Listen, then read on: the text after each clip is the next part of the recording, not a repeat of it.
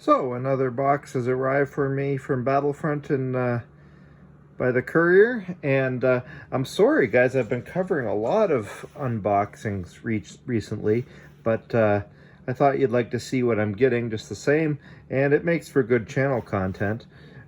Also, it shows just how hard the staff at Battlefront are working right now to deal with all the back orders. We know that there's been big interruptions for their shipping with all the lockdowns in Kuala Lumpur, where most of their production takes place. So I do appreciate it that they're still getting a lot of the materials out to us. So let's take a look and see what we've got inside.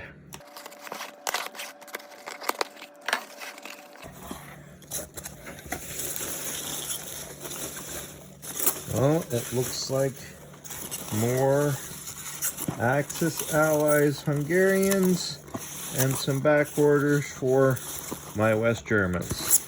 Let's move the box out of the way and we'll take a closer look. Hungarian Mortars. Now, last week I think I showed in the unboxing that I got the infantry for my Flames of War Hungarians, so now I'm getting the support units. The mortars, some machine guns to go with them, and this is a really exciting one, the Hussar troops, the cavalry. So I've not really ever worked with Flames of War scale cavalry before, so that's going to be pretty interesting. That's a lot of horses to paint. I'll have to study up on how to paint more horses. Out of the way. Leopards. Now, I think this is a pretty popular option. They were out of stock pretty quickly when the new West Germans came out, but I did notice that the West German starter box didn't come with any AA, so I knew I had to get some AA pretty quick because planes and helicopters are a major part of Team Yankee. Regular Leopard 2s. That's good. I've been really quite excited to get these for a couple reasons. One is because Leopard 2s are the main battle tank in Canada, so I'd like to paint something similar.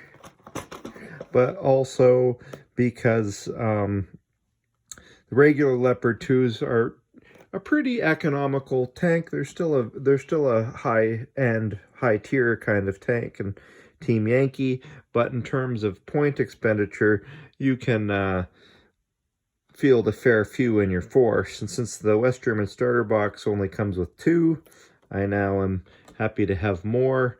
The Leopard 2A5s, I believe, the higher end Leopards in the starter box, of which there's 3, are very, very expensive. I think they're like 14 points each. So you're not going to get many of those in your army. So I'm quite happy to have reinforcements in the form of some regular Leopard 2s. And lastly, something I've been waiting for a very long time, since the Soviets came out for Team Yankee, and that's some 2S1 carnations. So one of the things that happens in the box set for the Soviets is you've got a really good assortment of tanks, lots of the T-80s, which are, I mean, just talk to other Team Yankee players, I think most people find them pretty terrifying, but they don't really have any artillery in that box set. So here's my carnations finally, which is an old-fashioned kit. I believe it's resin and metal. Yes, but it'll still be fun to put together. So that's going to be fairly high priority on my painting schedule. So that's everything. That empties the box out. So a quick video, just some back orders here. Now I have enough to really make an entire Hungarian army and spruce up some of my Team Yankee armies.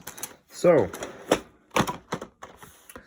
I'll get back to you with more details on the painting and the building of these models, and we're going to cover some new terrain in the fairly immediate future. Sorry about how few terrain videos are coming out right now.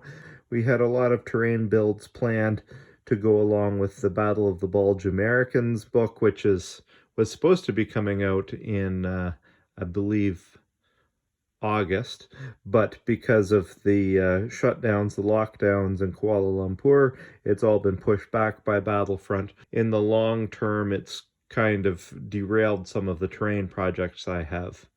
So, stay tuned. We'll get back with more work in the future. And as always, remember to keep building in miniature.